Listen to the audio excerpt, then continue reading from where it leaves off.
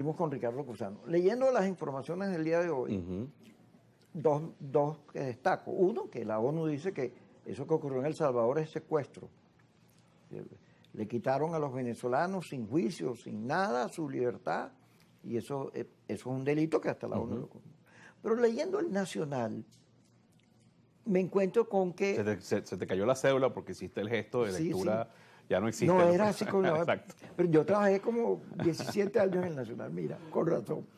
Mira, entonces leo que el gobierno hace unos días metió 80 millones al Banco Central. Y yo pensé que eso se ha acabado porque hay un diferencial cambiario ahorita entre el dólar oficial y el dólar libre.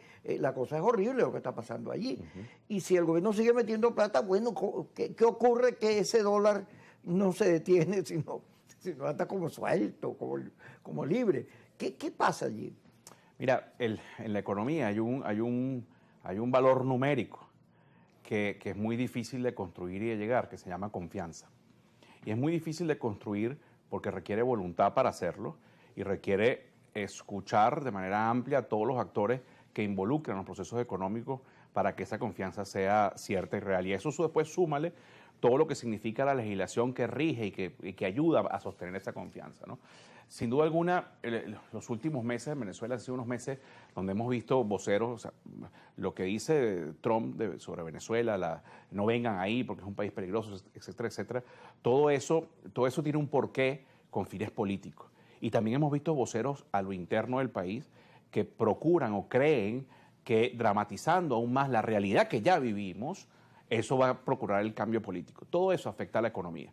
Y después súmale malas políticas públicas, ingresos reducidos, no lo estoy diciendo yo, lo dicen las propias acciones del sector público cuando, por ejemplo, están hoy privados de libertad a una serie de personas que malversaron, bueno, una bonanza petrolera entre el año 2021, 22, 23, y que manejaban PDVSA, correcto. Entonces, esa corrupción, más políticas públicas, en algunos casos sesgadas, y después súmale el proceso sancionatorio.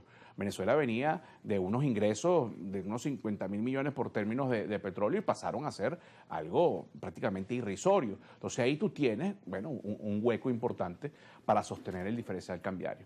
Y luego hay momentos históricos en que siempre esa brecha se expande, los procesos electorales, bueno, o porque hay dinero que lo sacan a la calle y tienes que poner la máquina de bolívares a imprimir, o porque hay algunos que juegan también a atacar ese sistema para crear una desestabilización política, económica, más la que podamos tener, para entonces seguir culpando o profundizar las culpas de las que me las puedas tener. Es un contexto muy complejo que numéricamente tiene explicaciones, pero tiene muchas explicaciones políticas y sobre todo sociales, ¿no? Fíjate, si hay depósitos al Banco Central, quiere decir que Chevron, hasta el día de hoy, como lo dijo Delcy cuando viajó a China, sí, que el PDVSA no tenía ningún conflicto con Chevron. Quiere decir que eso todavía no ha llegado a la picota, pero para allá va. Ahora, tú señalabas, fíjate, cuando el petróleo se vendes a futuro y cobras en el futuro. O sea, eso es un proceso que todavía no hemos visto el daño de los que están impulsando cese de licencias y más sanciones. Ahí la economía que hemos visto reactivarse. Lo que pasa es que tú vienes de una economía muy pequeña y sí ha habido un proceso de crecimiento en los últimos años. Pero con los dólares hechos, fíjate. Claro, por eso. Los dólares que llegaban de Chevron eran dólares limpios. Porque los americanos administrativamente... Sobre todo transparente en términos contables. Tú sabías dónde estaban, qué producían y para dónde iban. Y el Departamento del Tesoro también sabía que esos dólares estaban aquí. Pero el dólar que venía de las transacciones que iban hacia China, hacia Asia, ese dólar era un dólar raro. O sea, sabrá Dios, pero en el camino se perdía. Comisiones para acá, comisiones para allá, de manera que lo que se entraba el fisco uno no sabía. Entonces era muy susceptible a que se lo robaran, como ocurrió. Entonces la economía venezolana logra en un momento con Chevron, con la estabilización del ingreso de Chevron, oye, empezaron a hacer transacciones con dólares que no tenían conflicto, etcétera. Las Mercedes, varias zonas del país comenzaron a recibir ingresos. Y no solo esas burbujas, Kiko, porque cuando tú transitas el país ves situaciones sociales muy complejas. pero también ves, bueno, la familia el muchacho que hace delivery, el señor que reactivó su carpintería y el campesino que, bueno, está ayudando con algo de producción agrícola, luego lo coloca en un sistema cooperativista, etcétera, etcétera.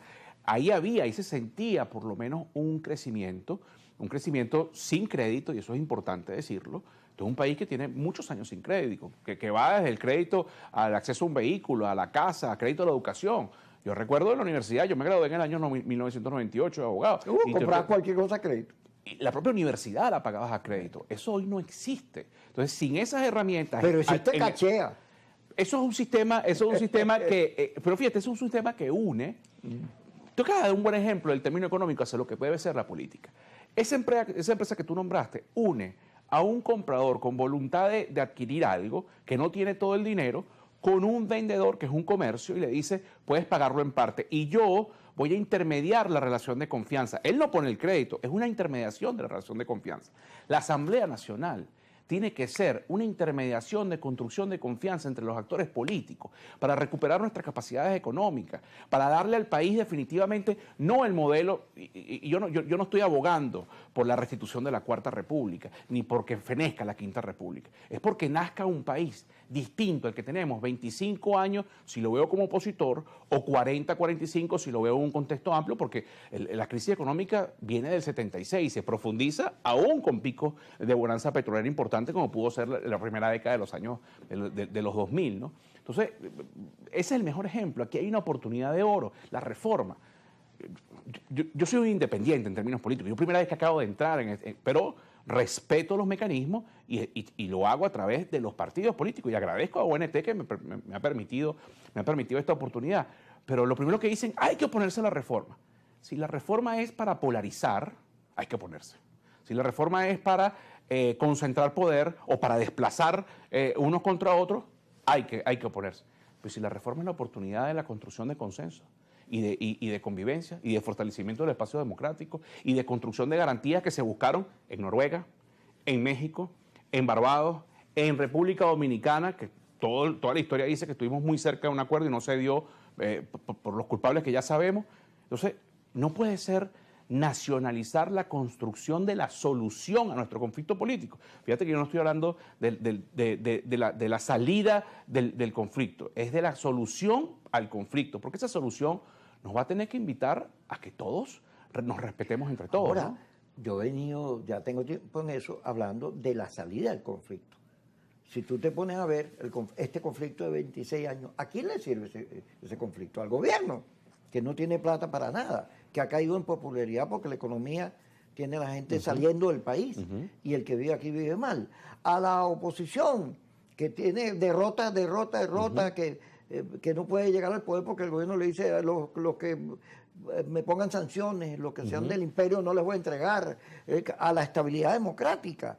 A los empresarios que ahorita con este tema de los dólares están pegados contra la pared.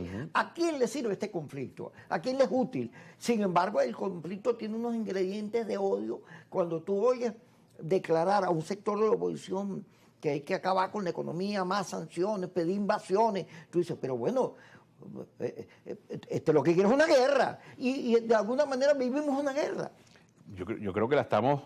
más que viviendo, la estamos padeciendo. Porque todavía en los conflictos bélicos tú puedes entrar a defender tu posición. Pero es que aquí la mayoría de los venezolanos lo que estamos sentados padeciendo las consecuencias de esta guerra total y completamente irracional, que no nos da absolutamente nada. Si volvemos a los ejemplos, tú cuando caminas Caracas, como lo estamos haciendo, que para mí es primera vez que lo hago desde la dimensión de la política, pero yo soy caraqueño, mi desarrollo profesional ha estado y familiar, el término empresarial es en el centro de Caracas, o sea, para mí no es ajena a Caracas. Y tú te das cuenta que ahí la gente está autoconstruyendo sus soluciones. Y lo que reclaman a gritos, algunos con emocionalidad un poco más negativa y otros con decepciones, pero con esperanza. Lo que te reclaman a gritos, Kiko, son condiciones.